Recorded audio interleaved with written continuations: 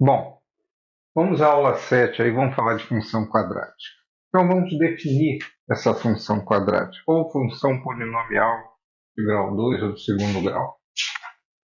Bom, então dada a lei de formação,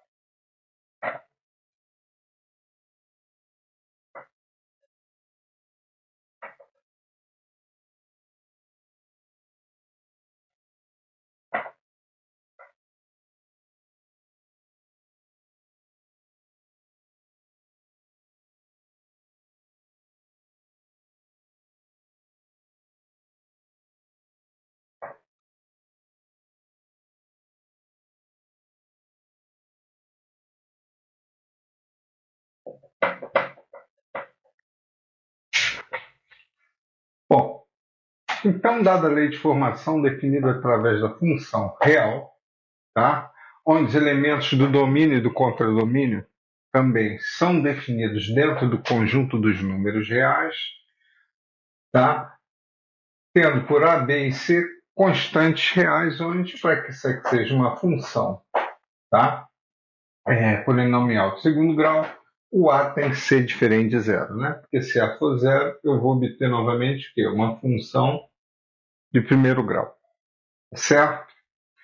Bom, então frisando, né, que os elementos do domínio e do contradomínio referentes a essa função também estão contidos dentro dos números reais, conjunto dos números reais. Tá certo? Bom, a raiz dessa função vai se dar para os valores de x que tornam essa função igual a zero. Tá certo? Então, isso é a definição de raiz de uma função. São os valores de x que torna essa função igual a zero. Bom, vamos traçar o gráfico dessa função quadrática.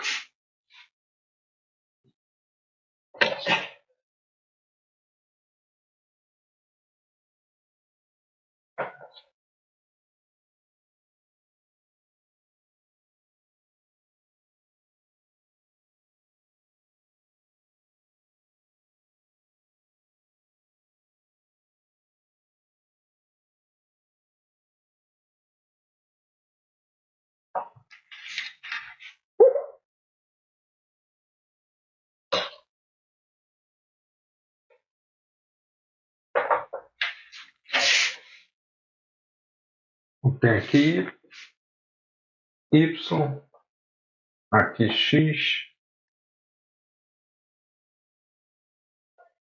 aqui x. Tá? Então, eu posso ter essa função quadrática. A concavidade da parábola, né, ela vai me descrever, melhor dizendo, ela vai me descrever uma parábola, tá? Quando eu tiver minha concavidade para cima, isso quer dizer que meu A é maior que zero. E quando eu tiver minha concavidade para baixo, isso vai dizer que meu A é menor que zero. Bom, os pontos que a parábola corta o eixo x serão as raízes dessa função. Relembrando, são os valores de x que tornam essa função igual a zero. Então, são raízes dessa função. Então, vamos chamar aqui, por exemplo, de x1, e x2. Aqui, x1 está aqui. x1 aqui, melhor dizendo, e x2 aqui. O ponto onde essa parábola corta o eixo x vai ser o ponto onde x igual a zero. Então, quando x for igual a zero, y vai ser igual a c, né? Então, aqui vai ser meu ponto C, onde ela vai cortar o eixo y. Tá bom? Bom, logicamente, essa parábola vai crescer, essa curva, né? Nesse caso aqui, vai diminuindo, diminuindo, diminuindo, até chegar a um ponto aqui, que ela vai começar o quê? A crescer. Tá certo? Então, esse ponto aqui, no qual é a transição dessa descida para essa subida, é um ponto de inflexão. Então, eu vou chamar esse ponto de vértice.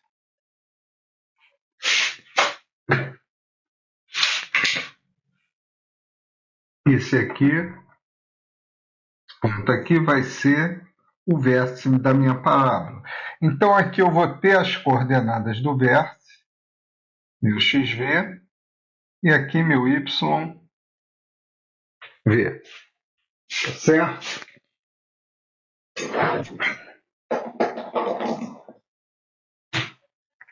A mesma coisa aqui. Vou ter o vértice da minha parábola aqui. Tá? Aqui vai ser as coordenadas da minha parábola.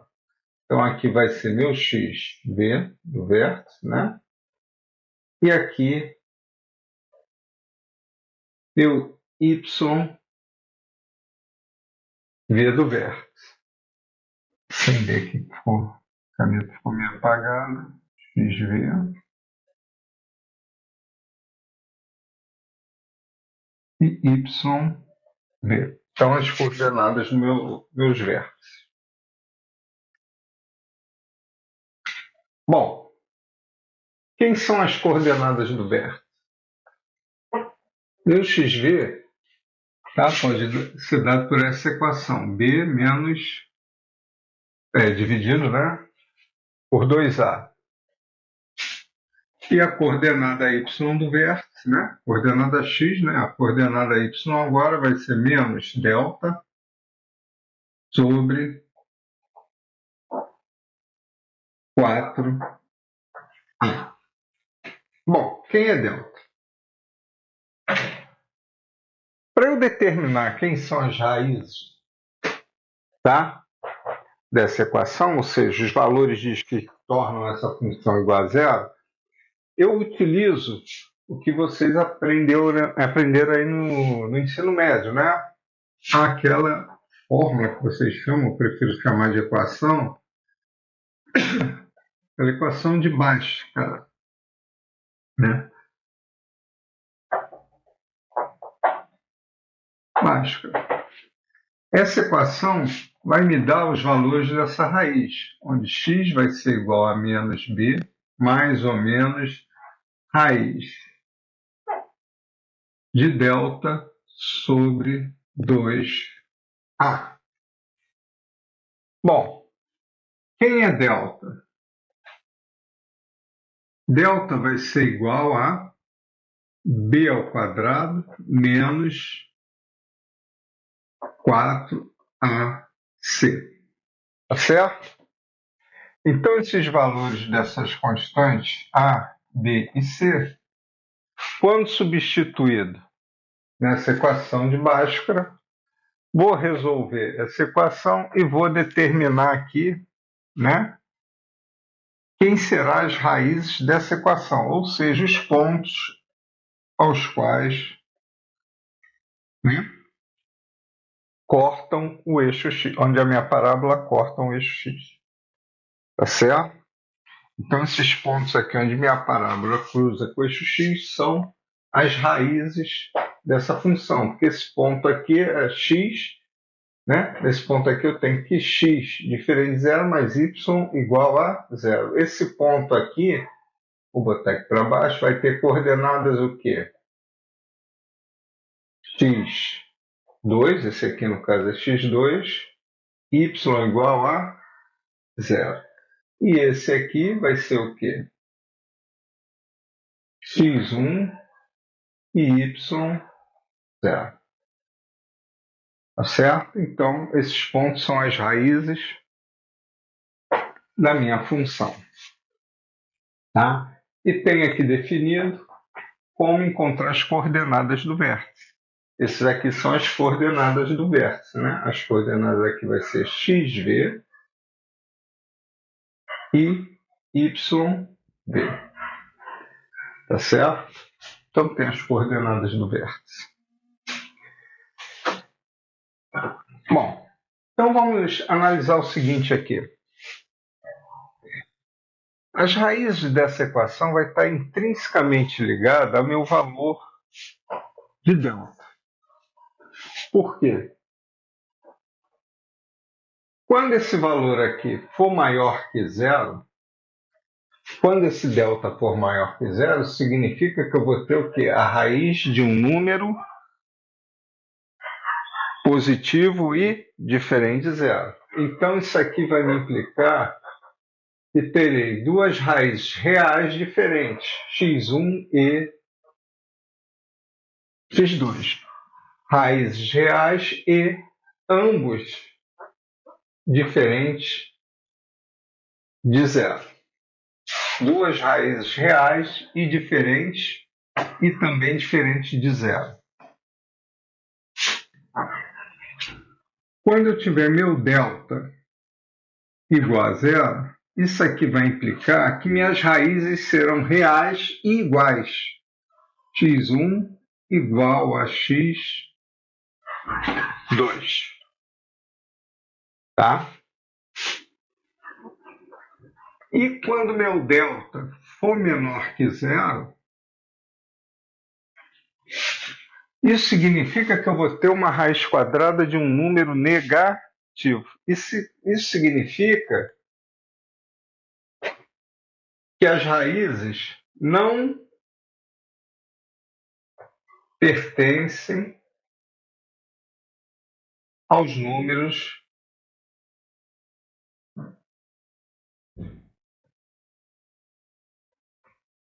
reais. Ou seja, eu não terei raízes reais. Tá legal? Então, meu delta vai me definir quais são os tipos de raízes, né, da minha função. Ou seja, aqueles valores de x que tornam essa função igual a zero. Bom, vamos ver o seguinte aqui. Pô, como é que eu determino essas coordenadas do vértice? Bom, para você determinar essas coordenadas do vértice, você vai precisar de uma matemática um pouco mais elaborada, que provavelmente, né, quem for fazer um curso de ciências exatas vai estudar o tal do cálculo diferencial integral. Mais precisamente, obtém isso aqui através de uma chamada derivada. Derivada, matematicamente, significa taxa de variação. Vou explicar. Imagina que eu tenho essa montanha aqui. Tá certo? Você vai subir essa montanha. O teu carro vai subir essa montanha aqui com uma velocidade tal. Quando chegar aqui em cima, ele vai dar o quê? Uma rápida paradinha para o quê? Descer. Não é? Porque se ele não parar, ele faz o quê? Continua subindo. Mas ele não vai subir, ele vai ser obrigado a parar porque não vai ter mais montanha para subir. Então ele dá uma parada. Então o que acontece? Quando tu vai chegando aqui, você vai diminuindo a velocidade, né? Então a tua velocidade vai variando para menos. Quando chegar aqui, a velocidade é igual a zero, você dá uma parada. Quando você começar a descer, tua aumentagem vai variar, mas dessa vez o quê? Aumenta. Então nesse ponto aqui, que eu vou chamar de ponto de inflexão, aqui no topo do morro, a sua variação é zero. Tá? Eu calculo qualquer taxa de variação através de uma ferramenta chamada derivada. A derivada, no cálculo diferencial integral, ela exprime uma taxa de variação. Então, por exemplo, você quer estudar a temperatura em função do tempo. Então, você vai fazer o quê? Eu quero estudar essa variação da temperatura em função do tempo. Quando eu estou falando variação da temperatura em função do tempo, eu estou fazendo o quê? Eu estou propondo a utilizar o quê? Uma derivada. Então, eu vou diferenciar, eu chamo o seguinte, melhor falando, vou derivar aquela função temperatura em função de um parâmetro tempo. Então, vamos observar o seguinte aqui. Como é que eu determino isso aqui? Eu tenho a minha função que vai me dar essa parábola. É como se eu tivesse aqui, ó, o seguinte. Essa função vem decrescendo, decrescendo, decrescendo, decrescendo. Chega nesse ponto aqui, ela começa o quê? Crescer. Então, essa variação de decréscimo, nesse ponto, para o quê? Para ter uma variação de acréscimo. Então, esse aqui vai ser esse ponto de inflexão. Tá certo? Vai ser aquele ponto de inflexão, onde vou dar aquela parada, onde minha variação aqui vai ser zero, eu vou parar. Né? Se eu paro, não tem variação. É igual a aceleração, né, na física. Aceleração é o quê? Variação da velocidade em função do tempo. Bom, se o carro para, qual é a variação da velocidade? Zero. E qualquer número que divide zero é zero, né? Ou seja, zero dividido por qualquer número, refazendo aí, zero que divide qualquer número é zero. Então é como se essa função aqui, x, vem variando daqui até aqui, chega nesse ponto aqui, a variação dela vai ser zero. E ela começa a variar agora daqui para cá. Então esse seria um ponto de inflexão, onde a variação dessa função é zero. Então, a derivada daquela função, eu posso escrever df dx. Quer dizer, essa função aqui, y, esse y aqui está variando em função do meu x. Para cada valor de x, eu tenho um valor de y.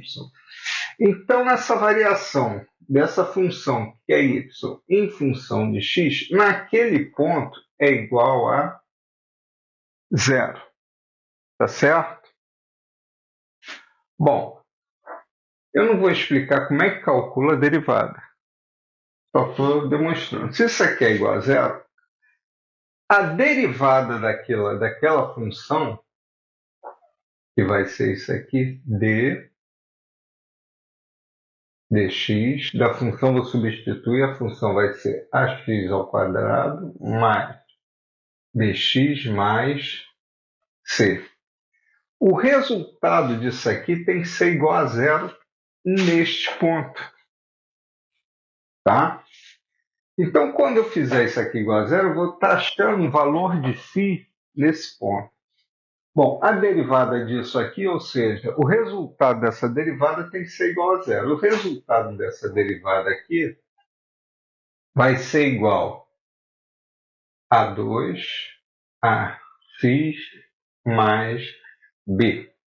Isso aqui tudo igual a zero. Então, vou tirar meu valor de x aqui agora. Então, se eu passo b para cá, vai ficar o quê? Menos b, não é? Então, vai ficar 2ax menos b. Agora aqui, 2a está para cá dividindo, vai passar para cá.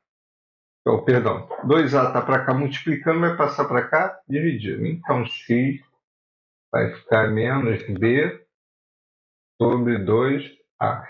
Então, achei a coordenada x do meu vértice. Como é que eu faço agora para achar a coordenada y? Vou substituir esse meu x do vértice na minha função.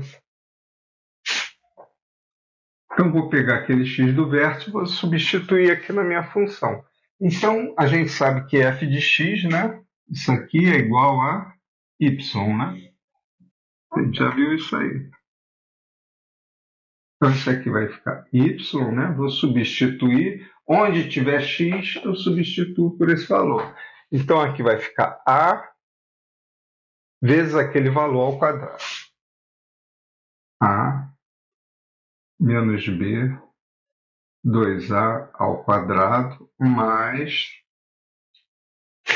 Agora, aqui b, x, né? Onde tiver x, eu substituo por aquele lá, mais b,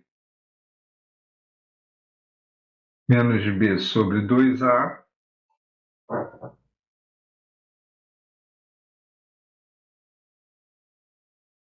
mais c. Tá certo? Bom, vou levar tudo aqui ao quadrado, né? Y, qualquer número negativo ao quadrado, ele fica o quê? Positivo, né? Então vai ficar a, b ao quadrado, 2 ao quadrado, 4, a ao quadrado, né? A elevado ao quadrado é igual a ao quadrado. A elevado ao quadrado, né?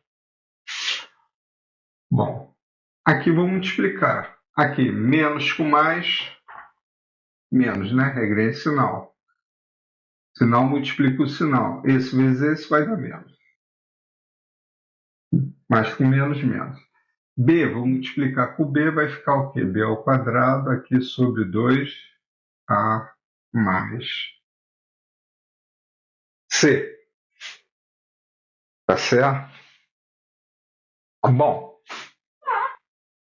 eu tenho uma multiplicação aqui, né? Eu tenho que esse A multiplica B ao quadrado sobre 4A ao quadrado. A ao quadrado a gente sabe que é o quê? A vezes A.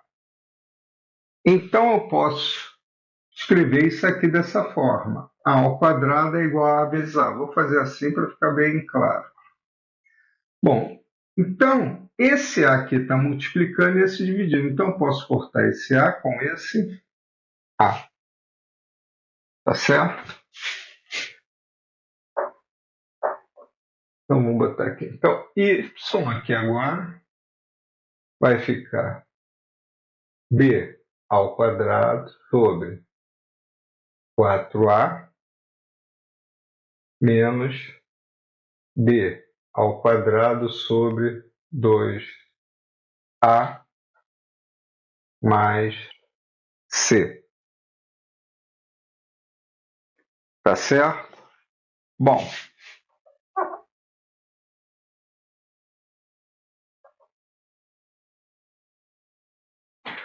olha bem, meu denominador aqui é 4A, meu denominador aqui é 2A. Tá? Eu posso escrever 4 como 2 vezes 2. Então eu posso botar b ao quadrado sobre 2a em evidência, nesse termo aqui.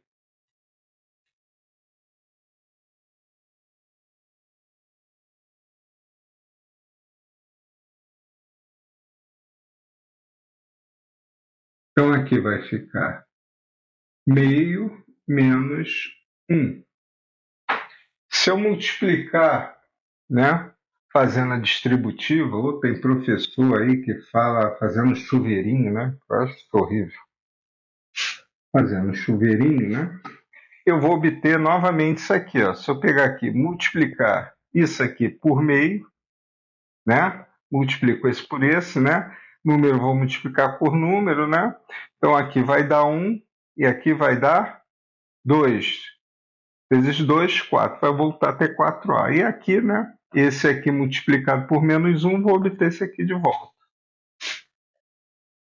Mais C. Tá ok? Bom, vou resolver essa soma de fração. Vou fazer aqui em cima. Como é que eu faço isso? Aqui eu tenho meio menos 1. Quando não tem nada embaixo, aqui é 1. Então vou tirar o MMC. Quem é o MMC de 2 e 1? É 2. Tá certo? Bom, 2 dividido por 1 dá 2, 2 dividido por 2 dá 1. Então vou multiplicar pelo de cima E vou repetir aqui o MMC, que a base é 2. Meu MMC é 2, né? Então aqui vai me dar o quê? 1 menos 2. Então isso aqui vai me dar o quê? Menos meio. Então o resultado disso aqui é menos meio. Tá certo? Então meu y aqui vai ficar igual a menos b ao quadrado. Isso aqui vai dar menos meio, né? Então menos meio multiplica aqui. Então menos 2 vezes 2 vai dar menos 4. Então já boto o sinal aqui, menos 4a. Tá certo? Menos 4a. Agora aqui mais c. Tá bom? Bom, vou apagar aqui e continuar.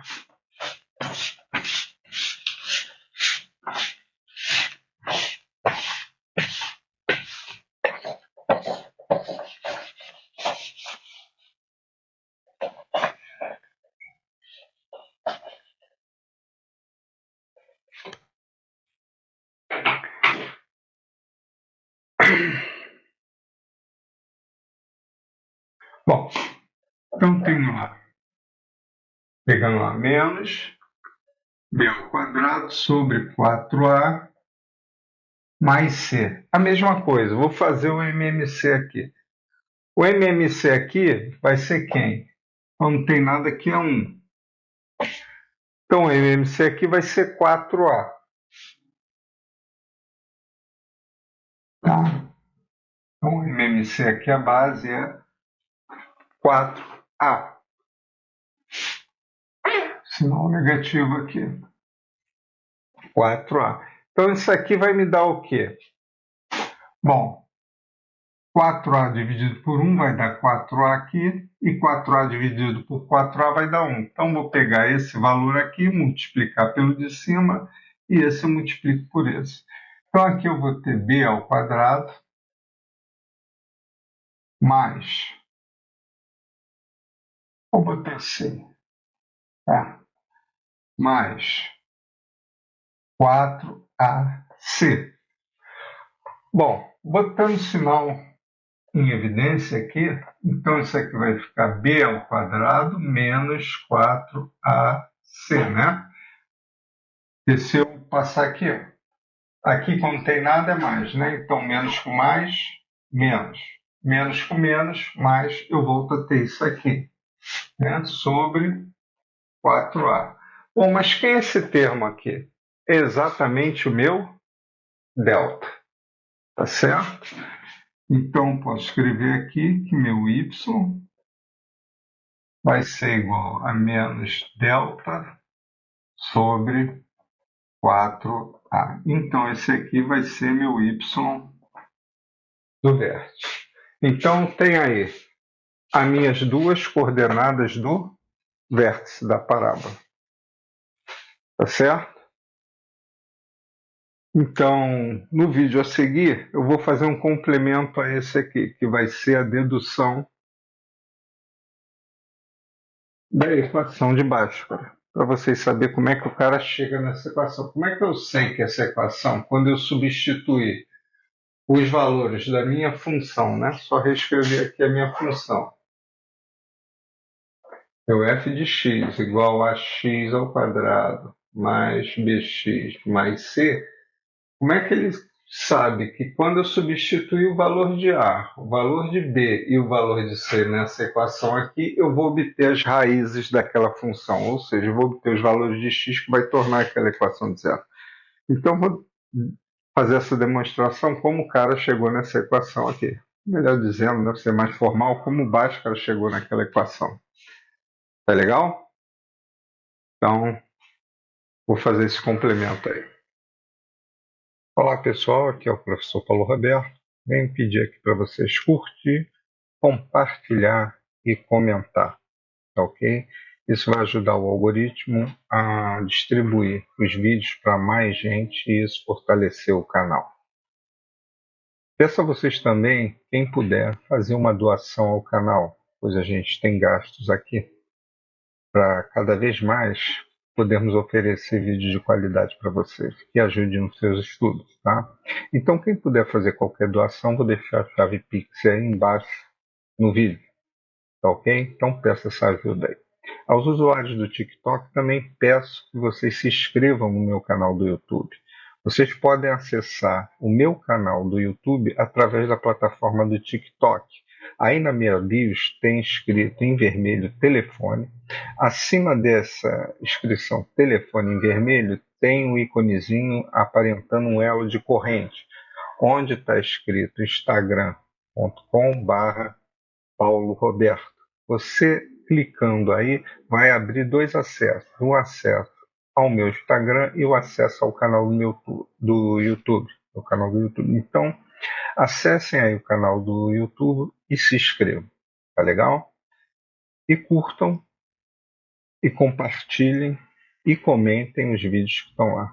Todos os vídeos que estão aí no TikTok também estão no canal do YouTube. A visualização lá é melhor porque a tela, a imagem se expande mais, tá? Na tela do laptop ou de um PC, tá ok?